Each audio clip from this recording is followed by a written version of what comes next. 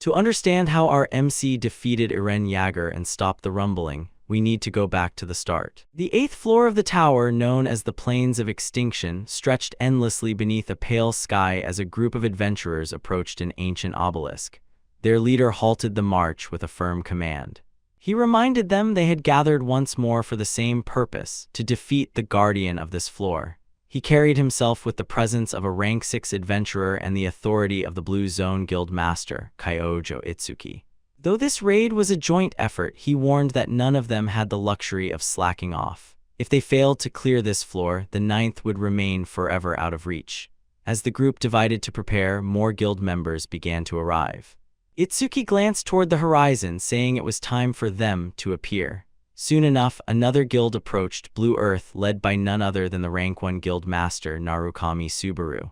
Itsuki rushed over with excitement as Subaru apologized for the delay, only to be told he was actually first to arrive. Subaru mentioned that the Muram Alliance would join this time as well.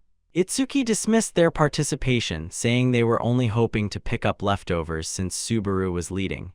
Subaru replied that if they truly wanted scraps, they could have them. Subaru then handed him a glowing red item. Itsuki's eyes widened as he recognized it, a legendary piece of equipment called Archangel's Blessing, able to instantly restore half of one's fatigue. Itsuki was stunned that Subaru would give him such a thing. But Subaru made his intention clear. This raid would succeed no matter what. The item was merely insurance.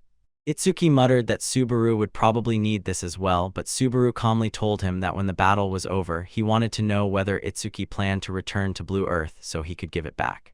If he didn't want to return, he could simply keep it. Before Itsuki could answer, a massive shadow swept over them, accompanied by a piercing screech. Subaru murmured that it had finally arrived. Itsuki admitted he didn't expect it to show up so soon, the guardian of the 8th floor. A monstrous hydra soared overhead. Itsuki shouted for everyone to prepare as Subaru, staring upward, called the creature an ugly bastard. Lightning-tinged energy gathered in his hand as the status window declared that lightning coursed through his body. Subaru declared that today would be the day he brought the monster down. The Hydra charged a devastating breath attack. Itsuki shouted for everyone to take cover, but Subaru strode directly toward it, ignoring the warning. Itsuki demanded to know what he was thinking. Subaru simply kept walking. When the attack erupted toward them, he drew his blade and slashed, releasing an energy wave that split the Hydra's breath clean in half. The blast streaked past their forces. Itsuki could only marvel at him, and Subaru's guild members muttered that all the training had paid off. Someone asked what Subaru had handed to Itsuki earlier. Subaru replied that they would find out soon enough, then asked if they were finally ready to kill this dragon and break through the 8th floor. As Blue Earth surged forward to take the lead, members of Blue Zone remained behind, watching with thinly veiled irritation. One of Itsuki's subordinates approached, reporting that the soldiers had been placed as planned. Itsuki said it was perfect time for them to begin. The subordinate nodded, wished him luck, and disappeared into the chaos. The battle erupted in full. Subaru's guild members coordinated flawlessly. One of the Hydra's heads lunged, only for a woman to leap over it. A man yelled at her to stop attacking without warning. She retorted that such simple work didn't need announcing, then cleaved off the head in a single strike. He froze the severed section to prevent regeneration, muttering that she had no idea how stressful this was. On another side of the battlefield, a man prepared his blade and challenged a companion named Tashiya to bet on who would deal the most damage. He shattered one head's teeth with a thrust. Tashiya dove in immediately after, severing yet another head and declaring the deal settled. The loser owed dinner. The severed head flew toward the mage girl, Chino. Her teammate apologized, but she calmly told him to keep attacking as she erected a barrier to stop it from crushing her. That was when Itsuki appeared behind her, asking if she could block this as well. She had no idea what he meant until the pain hit. Blood spilled from her lips. Itsuki chided her guild for being too cocky, calling it their greatest flaw. Chino gasped Subaru's name. Subaru turned just in time to see her collapse while Itsuki smiled at him. Rage surged in Subaru's eyes, but the Hydra's next strike forced his attention forward. At the same time, memories flickered of how people were chosen by the tower, forced to climb and prepare for an unknown beginning. None knew if it was a trial or blessing, nor who created the tower or for what purpose. They only knew that the command to climb could not be defied. People from countless dimensions, Earth, Murim, Runa, Alfred, Lucan, stepped forward with a single mission: reach the top, a destination no one had ever attained. Back on the 8th floor, the battle eventually ended. The Hydra's mangled corpse sprawled across the plains, and so did many adventurers. Subaru stood among the bodies of his fallen guild members, panting, his mask cracked. He muttered that he had told them to run, calling them idiots for never listening. Everyone had believed the boss impossible to defeat, yet they had done it. But nowhere in his instructions had he told them to die. His voice was bitter as he called them morons. A status window warned that he was poisoned, his natural recovery was impossible, and his fatigue dangerously high. If he returned alive, people would no doubt say it was expected from the Master of Lightning. Reaching 100 fatigue meant certain death. Itsuki approached. Subaru demanded to know why he would do this. He needed an answer. Itsuki replied that 10 years had passed, 10 years spent rushing toward this very day. This, he said, was the only way to defeat Subaru. If he didn't lure Subaru in, those precious Blue Earth tamemates would have interfered. Everything Subaru had ever given him had only tortured him further. So he chose the world over his former friend. That was all. He tossed Archangel's blessing into the air, saying Subaru wouldn't need to return it. Blue Earth would vanish along with him. Subaru shouldn't look sad, he added. Subaru would remain a hero even after death, though he wouldn't be alive to confirm it. Subaru muttered that Itsuki always talked about whatever he pleased. He pushed himself off the ground, declaring that even if he couldn't save himself now, he would not go quietly. He reached into his inventory and pulled out a weapon. Itsuki's expression twisted with panic. Subaru had retrieved Ellis, a legendary weapon capable of generating storms that blew targets away. Itsuki stammered, asking if the item still had uses left. Subaru replied that he could find out himself. The weapon still held 4 charges. Subaru aimed not at Itsuki but at his barely breathing guild members. If he could at least save them, then everything would be worth it. He fired, launching each of them into the sky. Realizing Subaru's intent, Itsuki shouted for his men to chase them, not permitting their escape. The weapon dissipated after all charges were spent. Subaru smiled, saying none of them would chase anyone, not while he was still here. He raised his hand, lightning crackling violently as the status window warned that his fatigue had reached 95. His ability, Master of Lightning Descension, activated as a torrent of lightning struck where he stood, releasing a catastrophic shockwave. Itsuki muttered that Subaru truly was stubborn. Subaru ripped out the spear embedded in him as his fatigue climbed to 96. He swung it, declaring that whatever farewell they hoped for was beyond him, but they would pay for their betrayal with their lives. No one would leave without his permission. The surrounding adventurers realized they needed to end him and charged. Subaru erased the first man with a single strike. He said weaklings could never kill him. But once Itsuki moved, Subaru knew the real threat would come, yet his fatigue was rising again, reaching 97. He could stall only for so long. One adventurer struck from behind, slicing through his back and raising his fatigue to 98. Another pierced him from the front. More rushed in, stabbing repeatedly until Subaru dropped his spear. One of them laughed hysterically, claiming he had killed Subaru. But Subaru raised his head, asking if the man truly believed it was over. Electricity exploded outward, frying them instantly. Subaru staggered, removing the sword lodged in his chest before falling to his knees. Adventurers hesitated, wondering if he was finally down. Itsuki commented that it was hard to believe Subaru's era was ending so easily. The status window warned again, fatigue 99, death imminent. Subaru growled that Itsuki, of all people, should know better.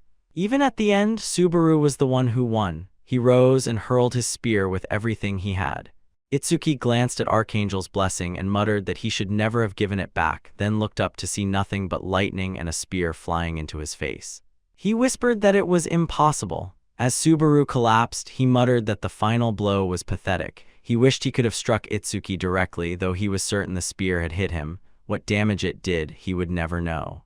It was ironic how many thoughts came at death's door. If this suffering lasted forever, it would be torture. A strange scent reached him, his body jolted, a lid clattered away, he sat upright inside a garbage can.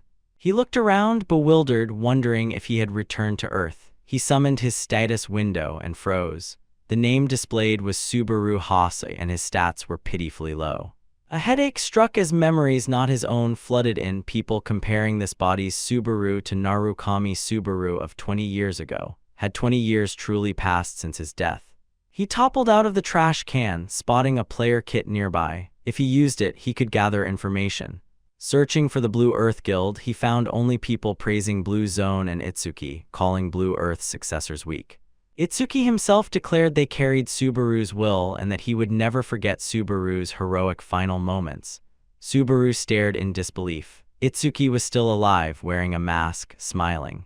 He remembered they had once been friends, close even, until Itsuki announced he would leave the guild, asking Subaru to tell the others.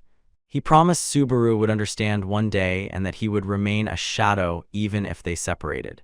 Years later, he returned with a new guild, Blue Zone, named after that very shadow, and despite 20 years passing, they were still only on the 9th floor. When Subaru discovered he had a memorial hall, he went at once.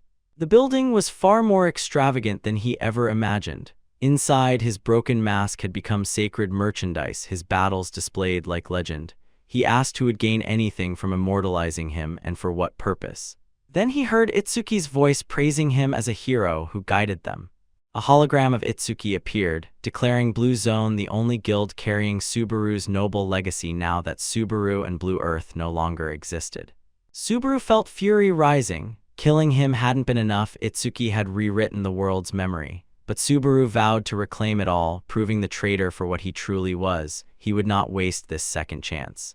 As he walked, someone collided with him, a child wearing a mask identical to Subaru's own. The child's parents ran over and Subaru said it was just a small bump, but then realized they wore his mask too. Looking around, he saw an entire crowd wearing his likeness. He wondered what madness this was. He recalled Itsuki's promise that he would remain a hero even after death. Was this what he meant? Continuing through the hall, Subaru found people praying at a funeral altar dedicated solely to him.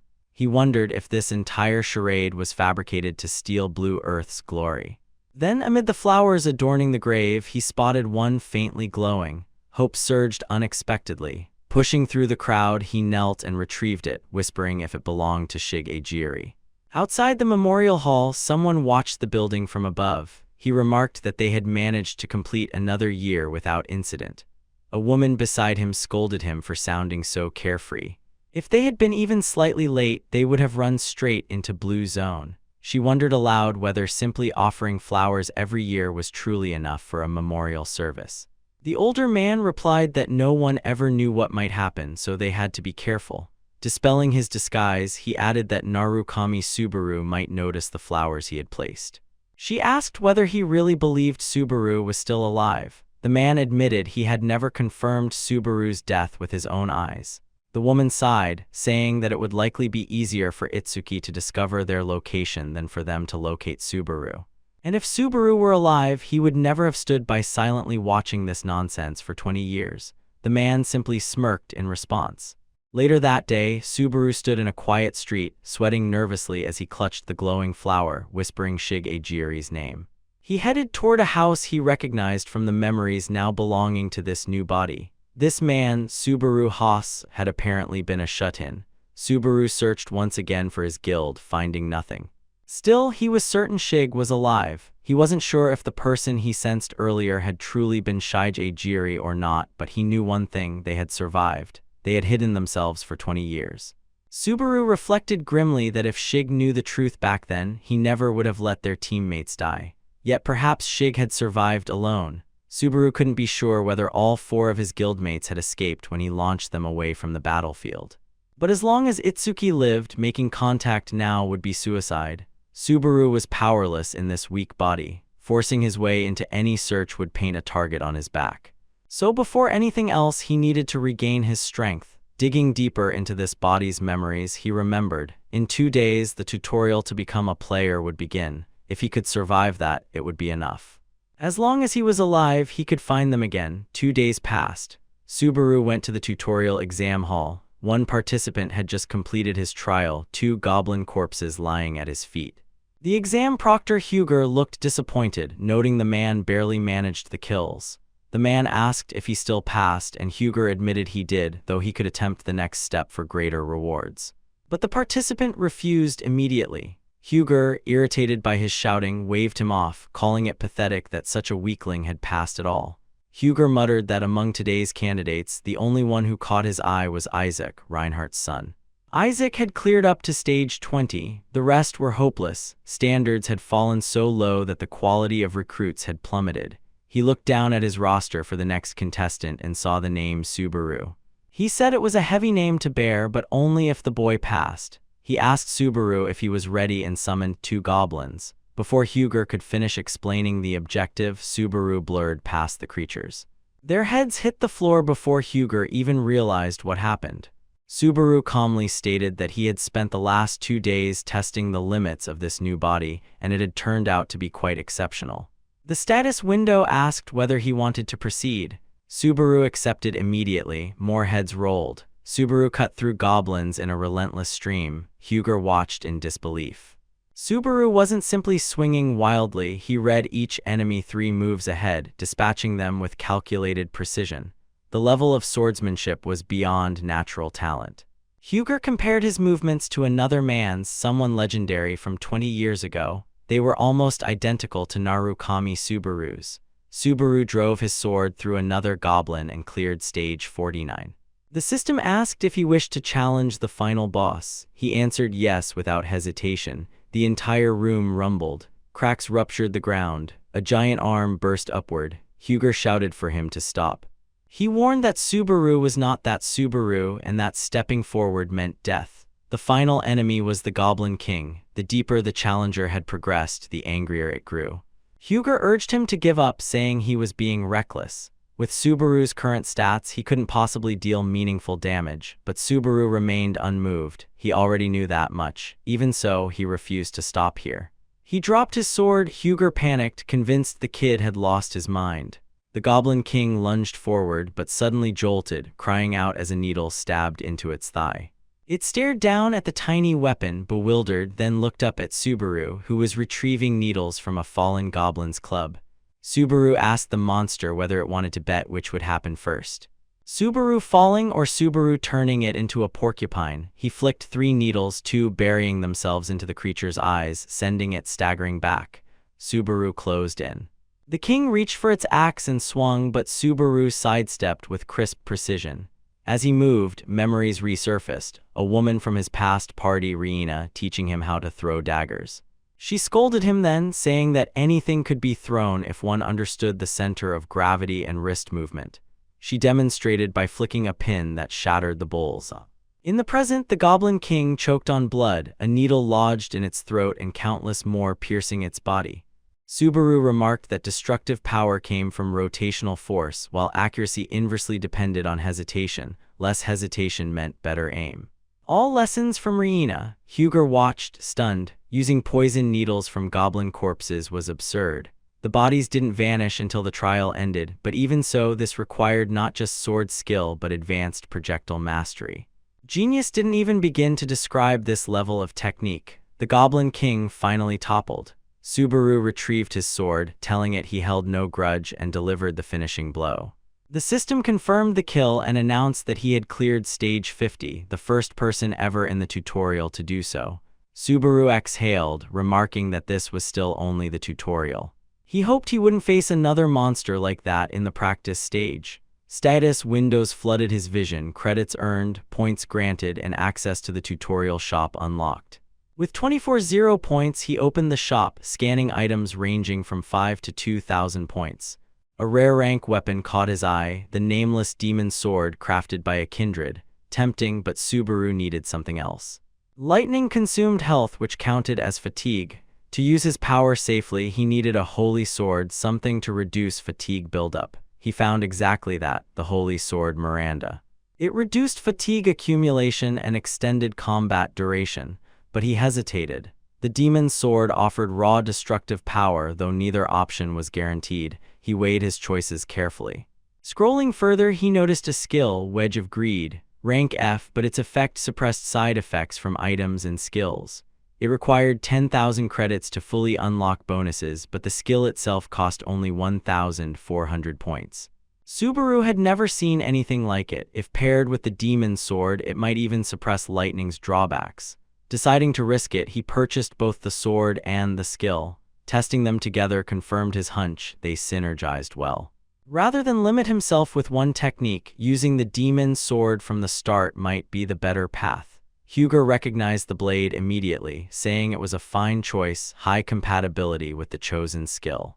Yet, as a supervisor, he admitted he didn't fully understand the reasoning. He introduced himself and asked Subaru why he chose those items. He couldn't say it was efficient, nor could he call it useless.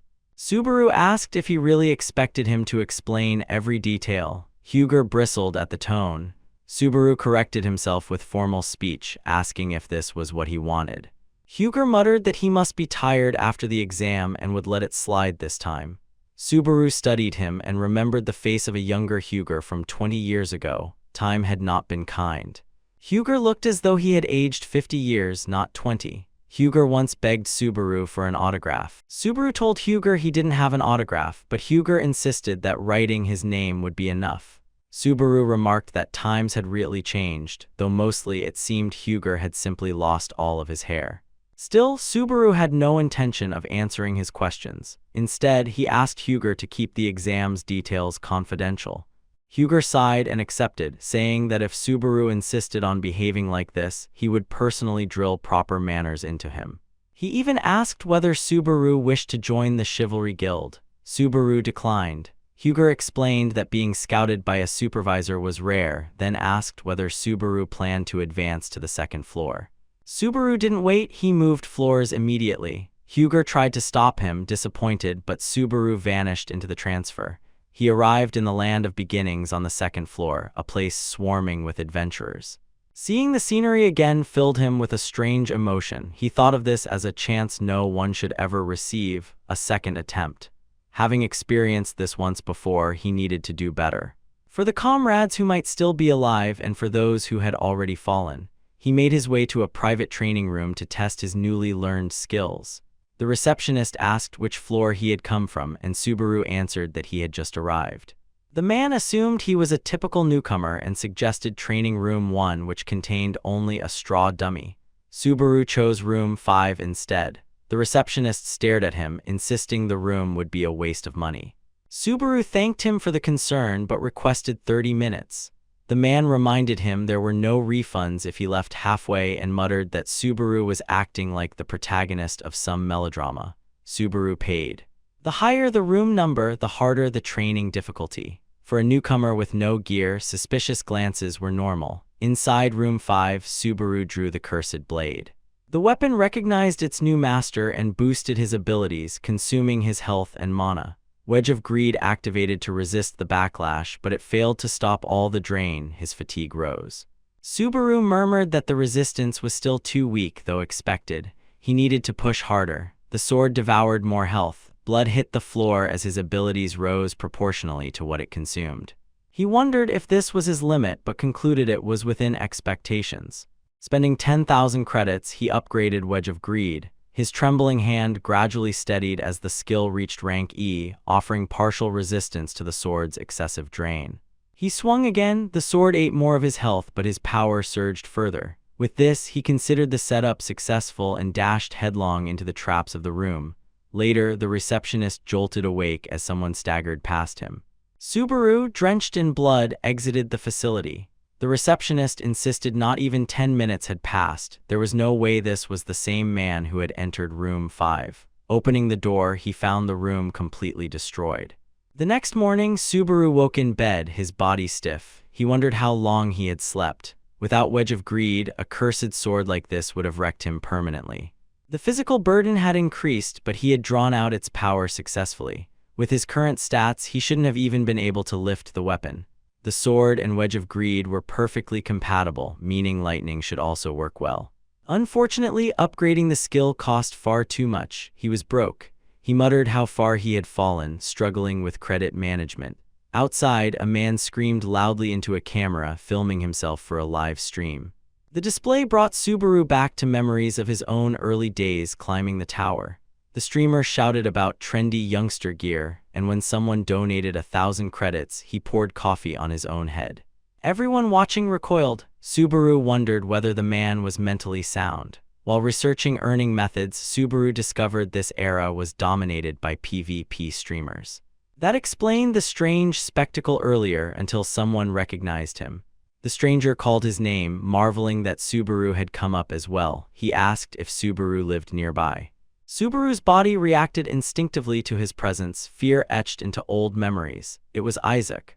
From the original body's memories, Subaru recalled everything. Isaac dragging him, insulting him, telling him his very name was irritating, accusing him of never following instructions.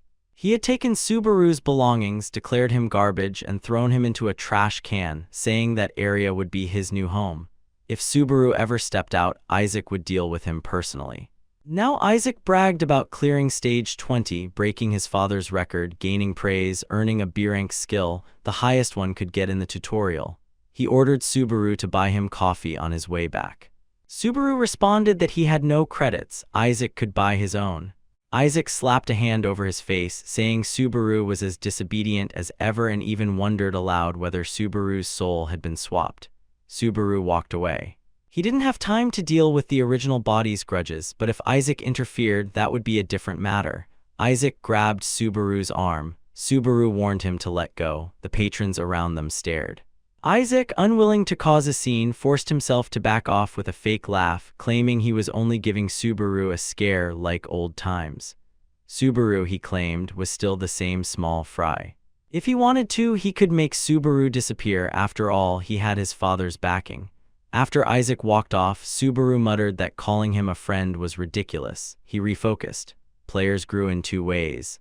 Through trials where death only cost credits. Through hunting, where death was real but growth was far faster. He headed to the Whispering Orc Nest. Most avoided hunting due to the risk, but Subaru needed the speed of real combat. Browsing streams while walking, he found yet another fake Subaru Narukami with 80,000 viewers preparing for a third-floor challenge. Subaru wondered how many people had built entire careers using his name. A donor offered the streamer 20,000 credits for a mission. Subaru was speechless. Watching the man earn money effortlessly while he risked his life killing monsters gave Subaru a moment of reflection before he rose, drew his blade from the orc he had slain, and decided to continue.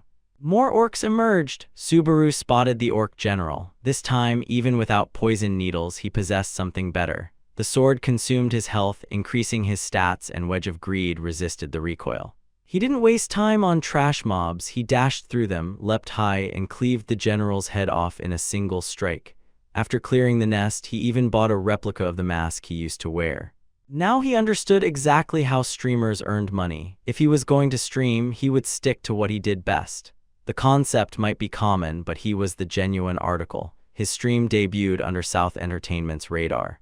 Inside their office, a woman, Hatsuka, screamed at a stream she was watching, startling her coworker. She said not even 5 people could clear what she had just seen. The coworker asked if it was another fake Subaru.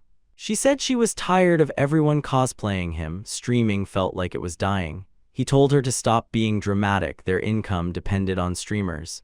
She shot back that most people didn't understand the true difficulty of climbing the tower. Her coworker asked why she had given up climbing it herself. She replied it was boring and he had quit too. He pointed out that she only climbed the tower to meet Subaru Narukami, and once she lost that goal, it wasn't surprising she lost motivation.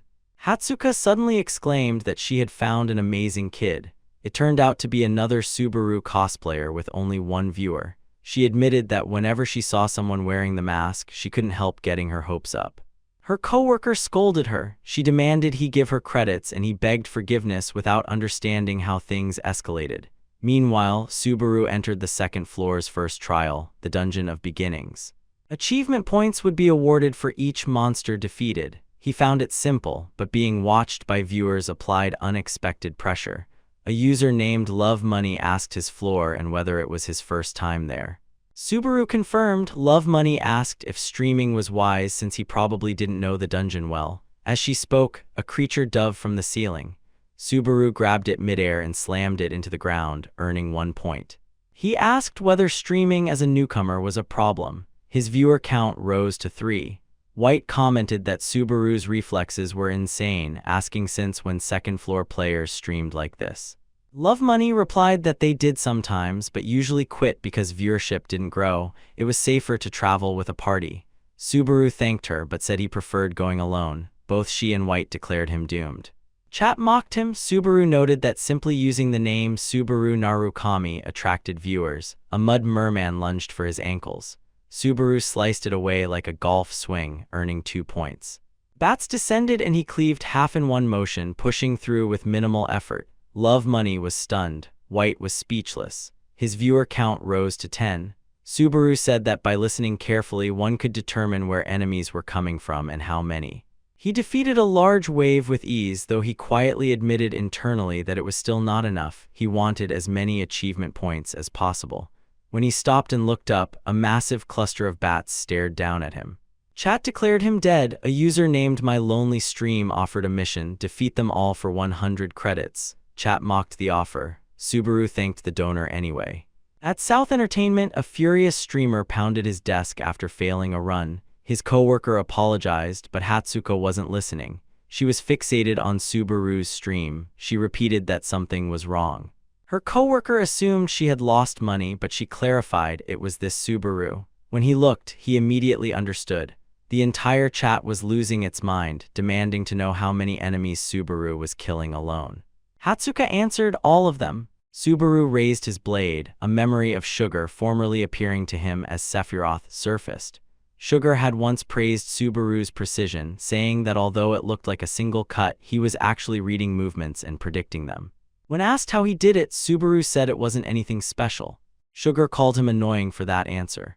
Back then, he had explained that facing a group of one-eyed bats didn't require aiming for each eye individually. They attacked by thrusting their heads forward, and the more of them there were, the larger the shared opening became. Subaru demonstrated the principle again, cleaving through the last 3. Chat demanded that anyone who had called him a noob step forward. Subaru commented that communicating with Chat was difficult. Love Money reminded him to accept the mission reward. Subaru stared blankly at his interface, asking how to accept it. Love Money laughed, explaining he needed to tap the mission acceptance button. Subaru thanked her. His viewer count reached 20 as he reached the dungeon's final area. Meanwhile, Hatsuka erupted into fangirl screams. Her coworker, Senhai, covered his ears, saying she was the one hurting people. She insisted this was fate and even speculated about reincarnation. Senhai said she lost all reasoning when Subaru was involved, ironic since she was actually right. She began to feel lightheaded. Senhai tried to stop her from closing her eyes, knowing she wanted to scout Subaru. She called Subaru perfect. He reminded her that the streamer was brand new. She insisted on giving him a chance and looked back at her phone. Subaru stood before a massive door. This was the dungeon's end. Inside rested the boss, Wolf Warrior Greg. The chat felt the pressure. Greg was not a monster designed for hunting. He was a gatekeeper who evaluated whether challengers could advance. Someone offered 3,000 credits if Subaru defeated him. Chat teased him for falling for bait. Greg stirred. He rose and greeted Subaru, asking where everyone else was. Subaru answered that he was alone. Greg called him a man with the soul of a great warrior. Elsewhere, Hatsuka and Senhai met with their department head, John Tail. He asked how many viewers this streamer had. Senhai said around 20. Hatsuka corrected him, it was over 30 now. Tail scolded them, saying they were gambling during work hours and now wanted him to sponsor someone with 20 viewers. Hatsuka corrected him again, it was 30, but Tail was unmoved. He said Hatsuka should stream herself with her skills and appearance. She ignored him, screaming that the streamer had reached 40 viewers. Tail realized she wasn't listening. Back in the dungeon, Subaru steadied himself as Greg prepared to attack. Subaru absorbed his own health to raise his stats and calmed his breathing. Even if it was his first encounter with Greg, he had to fight as he always had. Greg charged, Subaru blocked. Greg followed with relentless strikes, pushing Subaru backward. Subaru acknowledged Greg's strength. Matching him with brute force alone was impossible, but Subaru had another approach. Greg praised him as a warrior. Subaru sidestepped the next attack, knowing Greg expected it. Subaru immediately tightened his grip and met Greg's counterattack head-on, sparks exploding between them. Chat roasted the viewer who created Subaru's mission, calling him crazy for forcing Subaru to fight such an opponent. Subaru said that sometimes methods other than strength mattered more. Greg declared the entertainment over and attacked again, smashing the wall, debris exploding everywhere. Subaru slipped aside, telling Greg that this line belonged to him. Greg's attacks were too one-dimensional and therefore easy to dodge. Subaru slashed across Greg's chest. Greg staggered. Subaru stayed close, cutting again across his side. He then sheathed his blade as Greg fell behind him, calling Subaru a magnificent warrior with his final breath. Status windows flooded in: level ups, stat bonuses, achievement points. Chat was speechless. This had never happened before. Subaru collected his mission reward, saying he would put the credits to good use. As the door opened for him to move on, he stepped forward and was instantly overwhelmed by a cascade of trial notifications. The chat exploded as trial notifications flooded Subaru's screen. People cried out that there were only 16 known trials in existence and Subaru had somehow been offered far more choices. It had to be a world record. Viewers insisted that the number of available trials scaled with the challenger's talent and demanded to know whether he would choose the lightning trial. If he insisted on using the name Subaru Narukami, they argued, then he'd better follow through. Subaru answered without hesitation and selected the lightning trial. His body vanished into the teleportation light. At Southern Entertainment, every employee crowded into Director JS' office where Subaru's fight against the Wolf Warrior was still replaying. Hatsuka practically vibrated with triumph. There were already 60 viewers, an unheard-of rate of growth. She reminded the room that streamers usually received only a handful of missions, maybe 1 to 3, but Subaru had already received more than 13. John Tail admitted it was impressive that Subaru had defeated the Wolf Warrior, something never accomplished before. Even so, he argued, Subaru was still a rookie streamer on the second floor. Investing in him would be a massive risk. Hatsuka countered by proposing a bet. If Subaru failed to acquire Lightning, both she and Senhai would work on fixed salaries for 5 years. But if Subaru succeeded, John would have to sign him without excuses. Senhai screamed as she was flung aside, asking why she dragged him into this. John asked whether Hatsuka seriously believed Subaru had a chance. After all, the only player who had ever acquired Lightning was the legendary Subaru Narukami. Hatsuka insisted they would not know until he tried. John laughed and accepted the bet gladly. Senhai begged him not to. Inside the lightning trial, Subaru landed, and instantly someone tackled him from the side. A massive shadow smashed into the ground where he had just stood. The stranger shouted at him, demanding why he wasn't paying attention. Subaru stared at the figure looming before them, a giant. The stranger wondered if Subaru wanted to die. The status window instructed him to defeat the giant fragment, while Subaru silently questioned why such a monster appeared here. Viewers asked if something had glitched. This creature belonged in the giant race episode, not the lightning trial. Subaru reasoned that perhaps defeating Greg had altered the sequence. The giant struck again. Subaru dodged with minimal movement, noting that although it was enormous, it was slower than Greg. He already knew the creature's patterns, which made things easier. The man who saved him urged him to run. Subaru decided to finish the fight quickly before being interrupted again. Letting the sword devour his health, he boosted his stats. The giant brought down its club. Subaru sidestepped, stepped onto the falling weapon, and launched himself high above the battlefield. He soared past the creature's shoulders and appeared behind its neck, driving his sword through its throat from behind. As the giant screamed, Subaru mocked its noise and twisted the blade until it collapsed. Stage 4, cleared. Chat erupted in confusion when the interface displayed Stage 4. Subaru received large stat increases, 4,000 points, and 2 items. Heart of the Giant and Thunderclap. The man who saved him approached, bewildered, demanding to know what he was. Subaru said it should be obvious he had come to defeat the giant. They headed to a nearby village. Inside one of the buildings, Subaru responded to the chat's request to show the items. He pulled out Heart of the Giant, a rare accessory that boosted health and regeneration and granted a flat HP increase.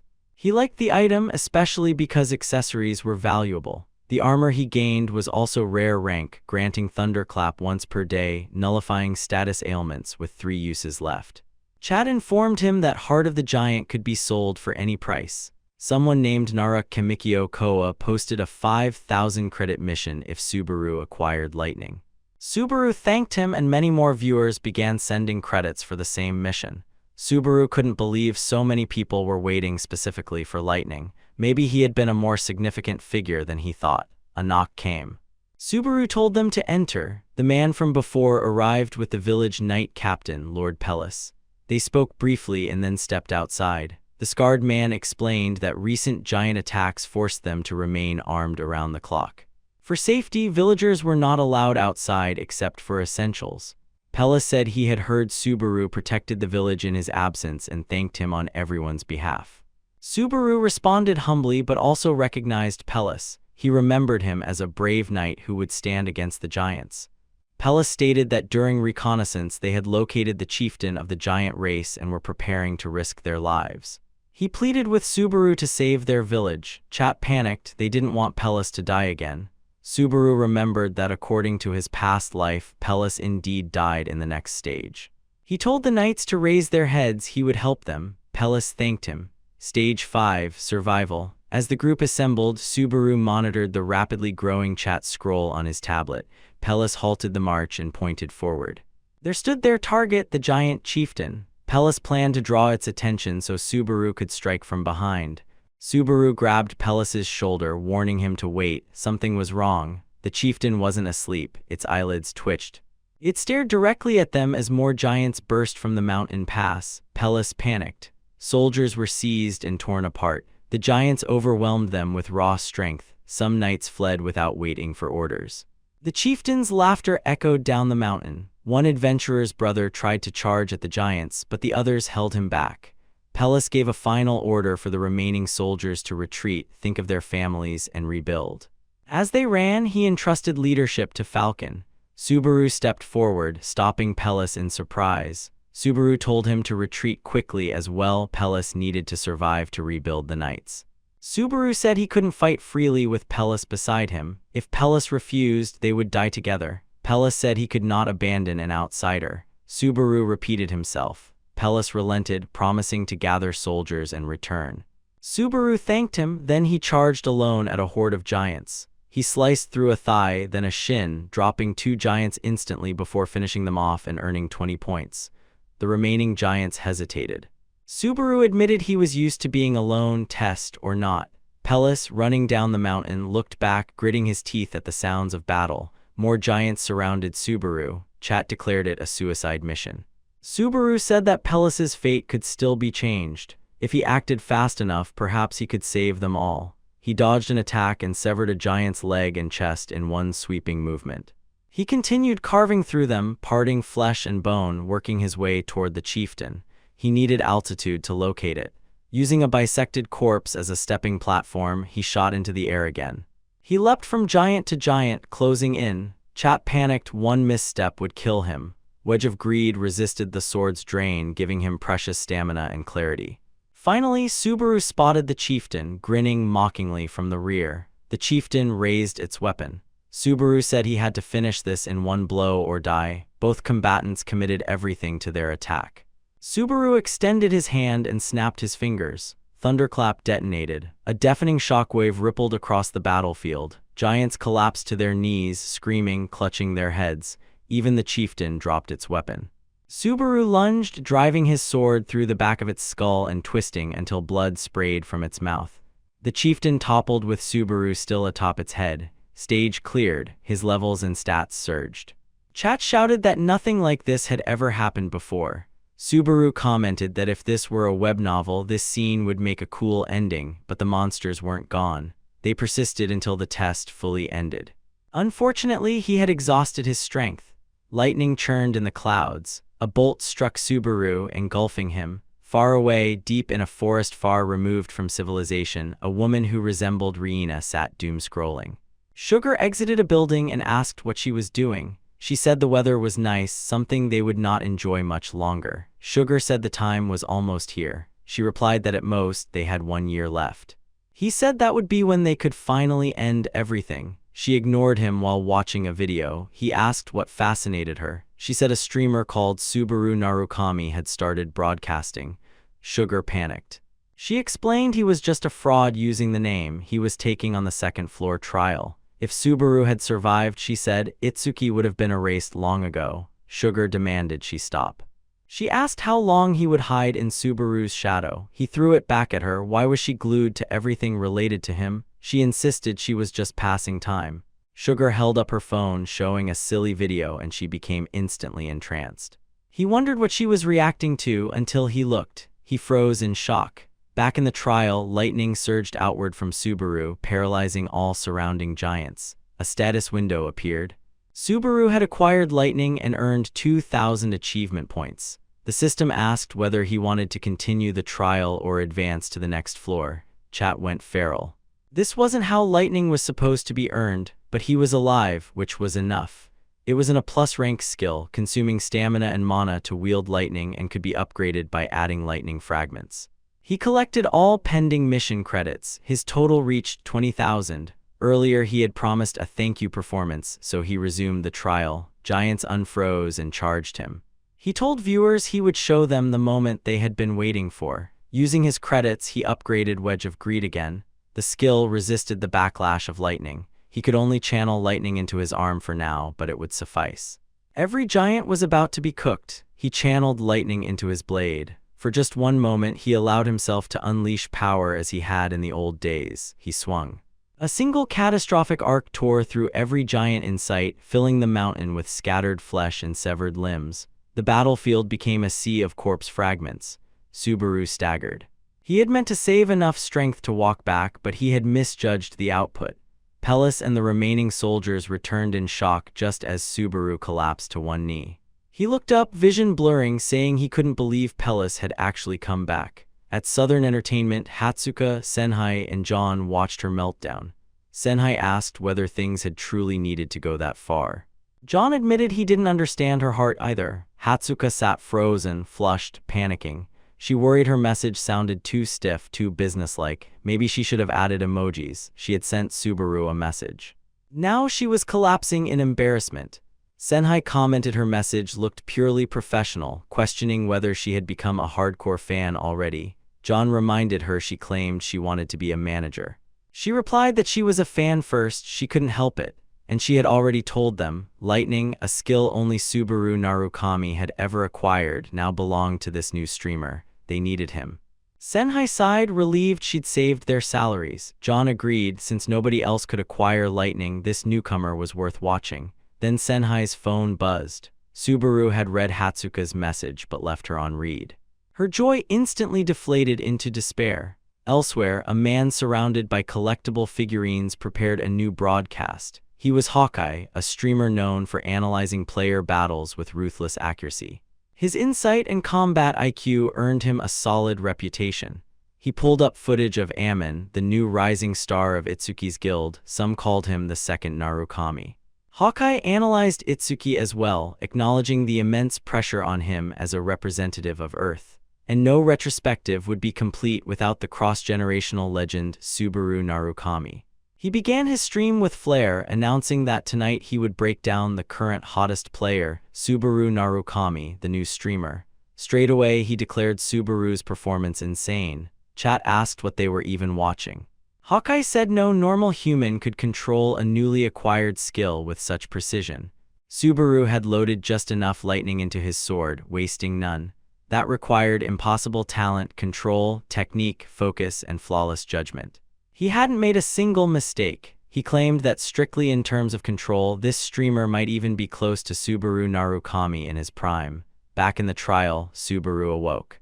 The status window displayed Stage 6 on standby. His fatigue was now 0. He explained to viewers that 2 conditions were required to suspend a trial: clearing the previous stage and having the next one not yet begin. And having 0 fatigue. He was mentally exhausted, though, so he decided to pause. He thanked viewers for watching and wondered when the viewer count had gotten so high. He apologized, saying the next stream would be the day after tomorrow, and ended the broadcast. Exploring the stage, he spotted a distant gate. Then he received a message from Hatsuka. He assumed it was spam mail but grew curious. Back at the inn, he researched Southern Entertainment. The world truly had changed. Streaming companies now dominated the industry. Southern Entertainment was a top-tier one, and Hawkeye was part of it. Subaru recalled chat mentioning that Hawkeye had praised him. Elsewhere, Isaac returned to the inn still fuming. Hawkeye's comment comparing the new streamer to Subaru Narukami enraged him. As he walked in, irritation bubbling, he spotted Subaru alone at a table and declared the day truly cursed. He deliberately bumped Subaru's coffee over. Subaru hissed at the heat and realized who it was. Isaac chuckled that they sure met often. Subaru continued browsing his phone. Isaac mocked him, saying he'd compensate for the coffee since Subaru was broke and pathetic. Subaru ignored him, angering Isaac. He grabbed Subaru by the collar, threatening to beat him. Subaru seized Isaac's wrist and firmly pushed it away, leaving red marks behind.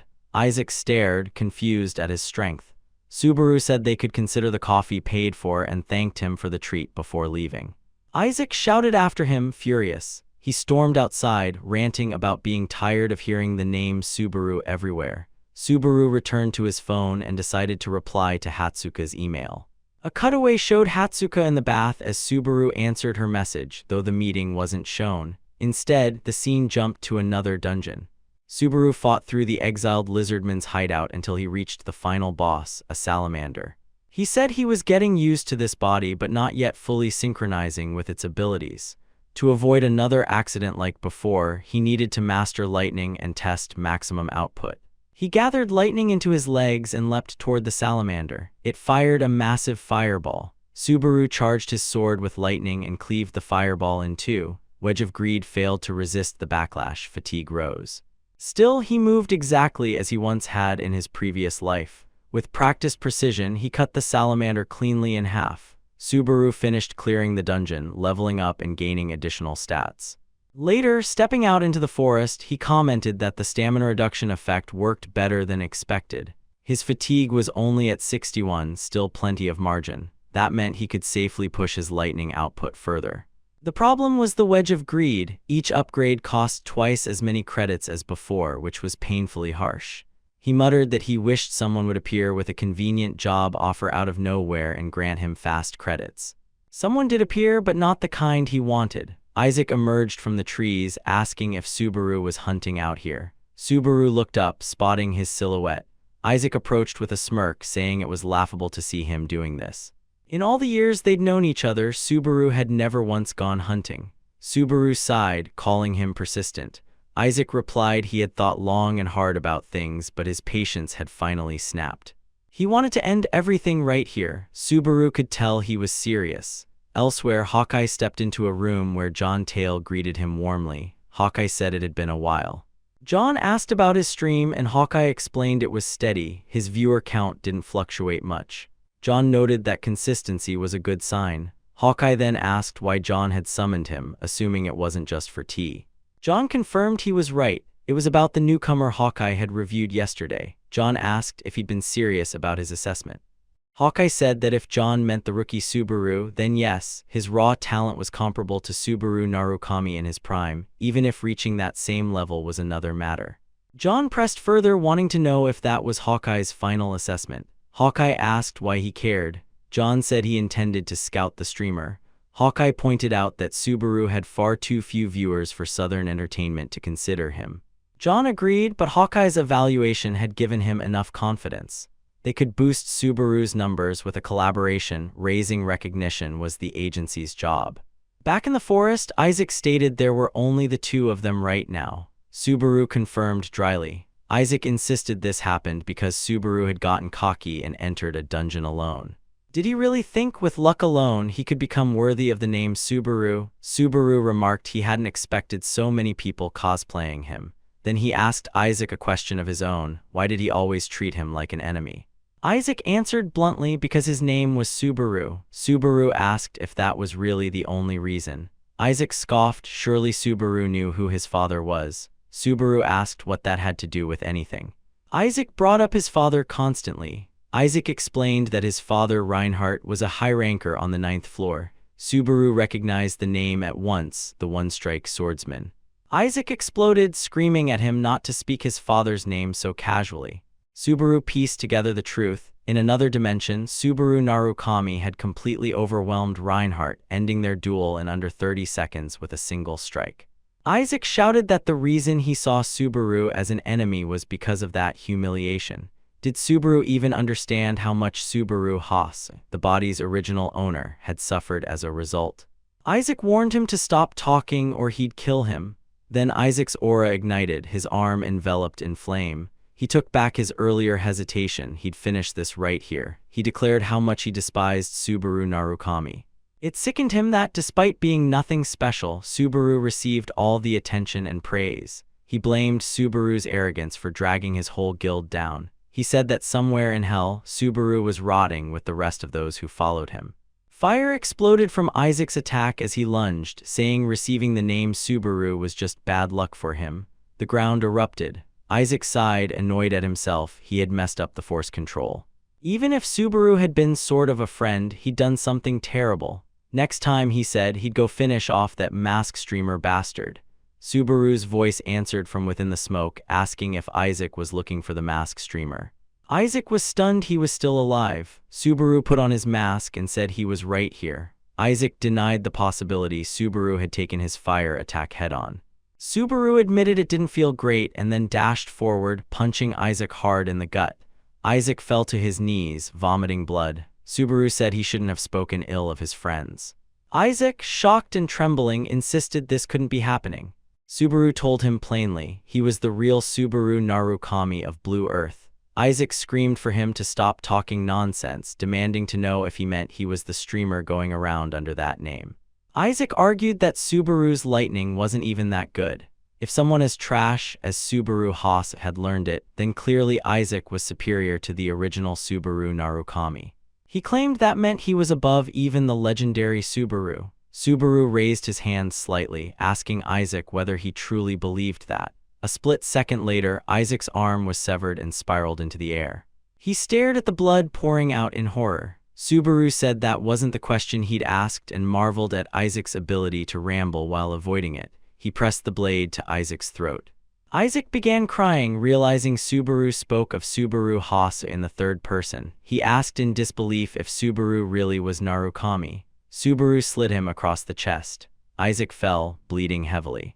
Subaru said playtime was over and that he had already given Isaac more than enough service. Subaru Haas should be grateful he let him borrow his body. As Subaru walked back toward the inn, passers-by wondered aloud if he was another Subaru Narukami fanboy. They questioned why he wasn't ashamed to wear that mask in public.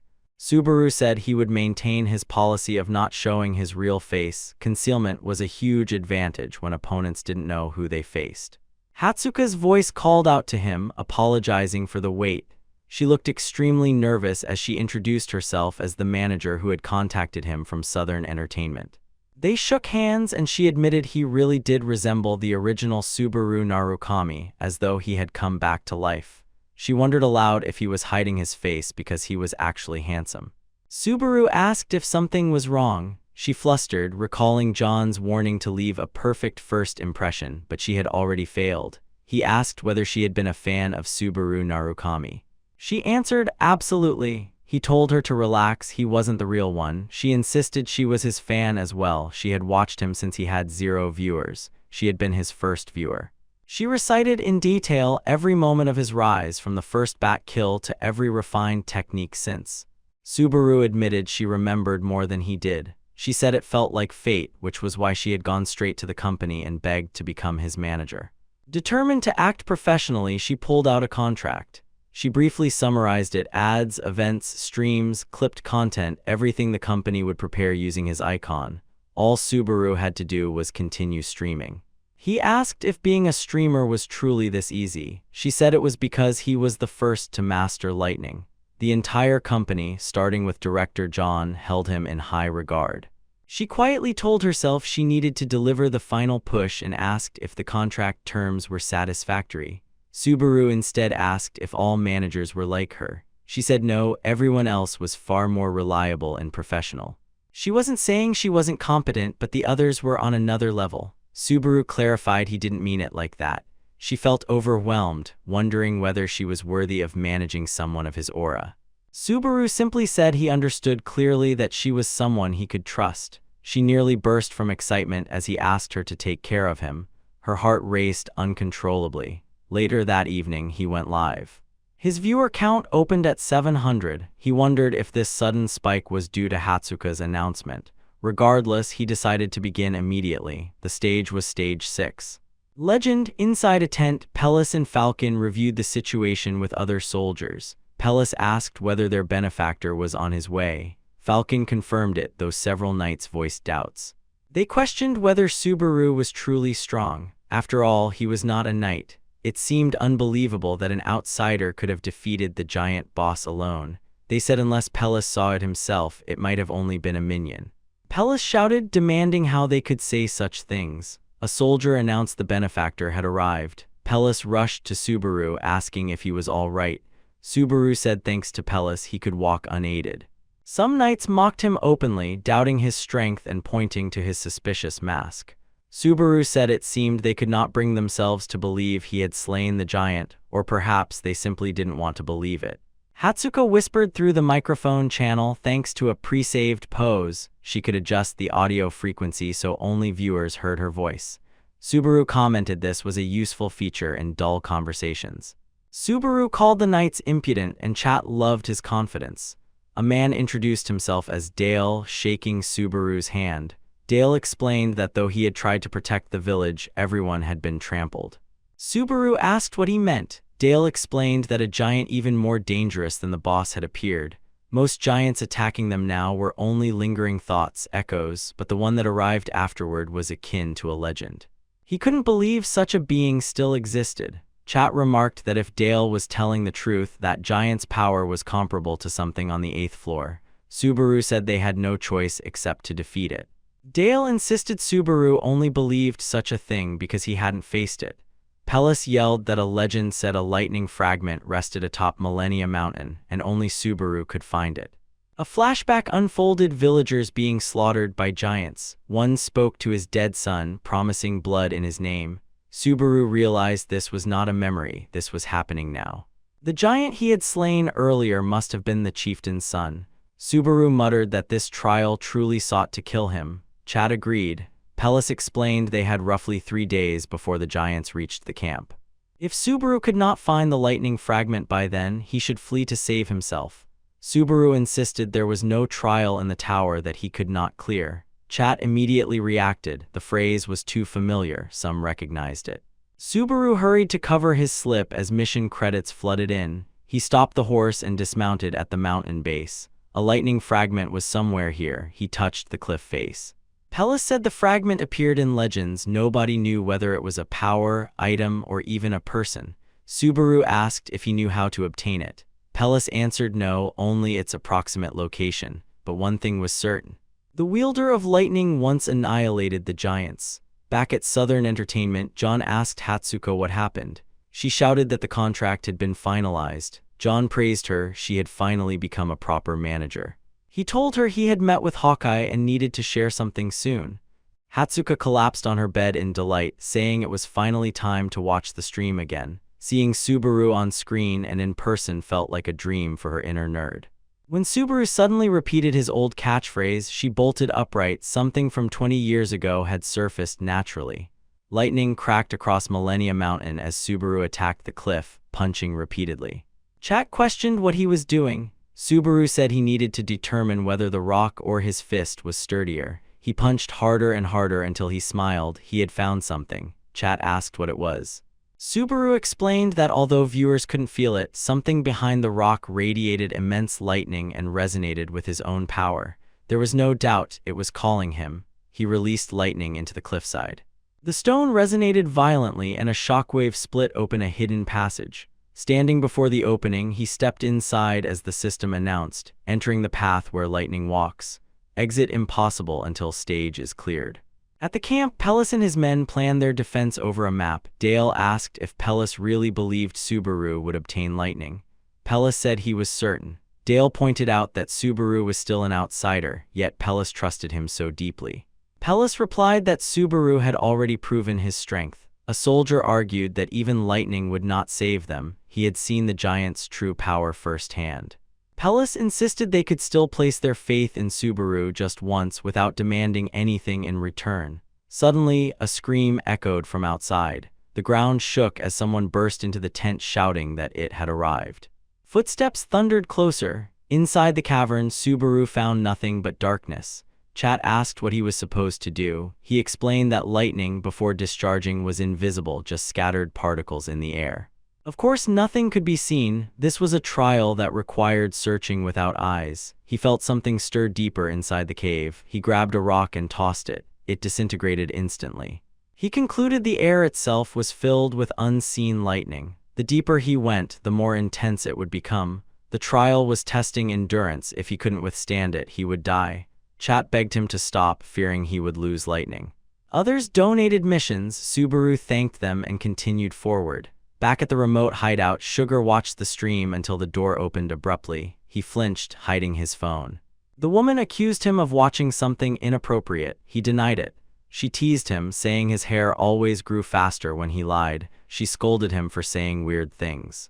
She said that because of his earlier remarks, she had stopped watching the stream, but she couldn't help herself. He tried to talk naturally, asking if she planned to relax on the sofa. Subaru's voice leaked from his phone.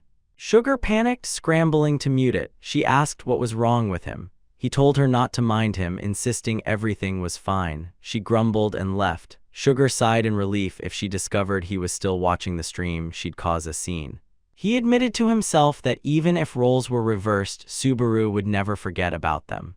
His way of speaking, his personality, everything felt just like the Subaru he remembered, except Subaru had never been so desperate for credits. He wondered what in the world was happening. Then she appeared behind him, placing a hand on his shoulder. She asked whether he really believed she wouldn't notice he was lying. He was 100 years too early to fool her. Sugar froze. He had messed up completely. Inside the cave, the system prompted, "Carve out the path of lightning." Subaru continued forward until a sharp surge struck his feet. Electricity coursed through him. Progress rose to 2.3%. His hand tingled familiar. He allowed the lightning to envelop him and pushed forward. As the long journey continued, progress steadily climbed. He told Chet he would be unable to read messages as he needed to focus on reaching the goal, though he intended to push even further if possible. Hawkeye, still watching, thought back to John's proposal about collaborating with Subaru. It had been a while since John had given him such a project. John had once told him that in entertainment, a streamer could only do half the work, the rest depended on external factors. Subaru's streams felt less like fan chat and more like a veteran's battlefield vlog. If Hawkeye joined forces with him, they might rise together. Hawkeye wondered if he could become a star like the original Blue Earth members. He snapped out of his thoughts, hearing Subaru grunt. Subaru's body was being ravaged by the lightning. The further he went, the more wounds accumulated. Still, he marched. Panting, Subaru explained that stronger lightning penetrated deeper into the body. The meridians throughout him, large and small, were beginning to open. Progress exceeded 20%. The minor meridians activated. His magic increased by 1. He vowed to master this no matter what. The Ren and Du channels were the body's central pathways, and the smaller meridians connected them. The original Subaru Haas had not undergone meridian purification, so he needed a shortcut. This lightning shocked him relentlessly. Blood spilled from beneath his mask, leaving bloody footprints behind him. Hatsuko watched in bed, eyes wide, asking if he was really attempting this while moving, relying entirely on external lightning instead of mana or internal energy. Hatsuko watched the stream from her bed, horrified. She knew the pain Subaru endured had to be unimaginable. People couldn't even stay seated while watching him push through it. Anyone else would have fainted long ago. Even though dying in a trial didn't affect reality, the pain was no different from the real world. She couldn't understand why he went this far. Subaru's progress reached 50%. The meridian activation continued and his magic increased again. He murmured that everything was his fault, as though he were the one who had killed them. He remembered telling his comrades that there was no trial they couldn't clear, that in the end he would always win, that they didn't need to worry. He had said these things before entering the 8th floor. If he hadn't said something so careless, his eyes bled as he forced himself onward, remembering Itsuki's smirking face. Fueled by rage, he staggered forward, insisting it was all his fault, but eventually his body collapsed. He fell into a dream. A wide open field stretched before him. He stared in confusion, then spotted his friends relaxing by a tree as though nothing had happened. His heart raced. He called out each of their names and sprinted toward them, tears building. Maybe it had all been just a terrible dream. He choked out that he had seen something disgusting and wanted to tell them about it. But when they turned, their faces were twisted into nightmares. They blamed him for their deaths, saying they hadn't wanted to die. Subaru froze in terror. Chino accused him of acting high and mighty without protecting them in the end. The campfire behind them turned blood-red. Flames swallowed their bodies as they screamed, turning to ash while Subaru cried out for them not to leave. He collapsed to his knees, begging them to wait. He still wanted to see their faces. He jolted awake. Forcing himself upright, he whispered that this was the hallucination often triggered during meridian opening. He had nearly fallen into chi deviation. His progress was now 98%, granting him another increase in magic. He didn't know who created such a cruel trial, but he was grateful for one thing. It reminded him why he was alive, solely to kill Itsuki. Meanwhile, back in the town, everyone stared upward in horror. A towering giant stood before their gate, grinning. Soldiers whispered if this was the true boss. One muttered that the masked man had run away in the end. Pellis shouted at them, furious, they should stop doubting and dishonoring their benefactor. They tried to justify themselves, but Pellis called their behavior shameful and unworthy of knights. Dale placed a steadying hand on his shoulder, reminding him that before blaming others, they must first remember their duty, to protect the village. He drew his blade, declaring that knights were not the ones to be protected. They were the ones who protected. If they were going to die, they would do so with honor. The soldiers rallied and charged. Back inside the trial, Subaru's progress hit 99%. He saw a glowing orb of lightning ahead. Judging by how close he was to completion, that had to be the true objective. His fatigue reached 97%, blood soaking his body. The system warned him to recover, but he stepped forward anyway. At the same time, Dale vaulted over the village wall, slicing into the giant's leg. Blood burst forth as the creature roared and smashed its fist downward. Dale narrowly evaded the blow. Pellis charged next, leaping from the giant's knee with his blade raised. He unleashed a cross-shaped slash across the monster's face, slicing chunks away as the giant collapsed. Soldiers cheered. They had done it. They stabbed and kicked the corpse, celebrating the death of what they thought was the final boss. But Dale told Pellis he was wrong. This wasn't the one he had warned about. The same soldiers who had doubted Subaru bragged about their victory, calling Pellis and Dale amazing. A massive shadow darkened the ground. Dale pointed upward. That was the real giant. Back at the trial, Subaru reached 99.99% completion. He stretched his trembling hand toward the orb and seized it, whispering to Itsuki that he would make him beg for forgiveness and take his head as a souvenir. Lightning surged violently around him. At last, it seemed over. Then agony tore through him. His eyes flew open as the meridians fully unlocked. His magic was amplified by 20% and every single stat increased by 2. He cursed between ragged breaths. If lightning had to hit him again, it could have given some warning. He collapsed backward. Stage 6, cleared. John, watching the stream, muttered there was a limit to recklessness. Subaru didn't seem cut out to be a streamer. Hawkeye called him immediately, excited. He said he had watched the stream and couldn't explain properly in his excitement, but Subaru was a star among stars, both as a player and a streamer. John admitted he'd thought Subaru too reckless, more of a natural player than a streamer. Hawkeye said that was precisely what made him special. Viewers craved someone who felt like a real player, just like the original Subaru Narukami.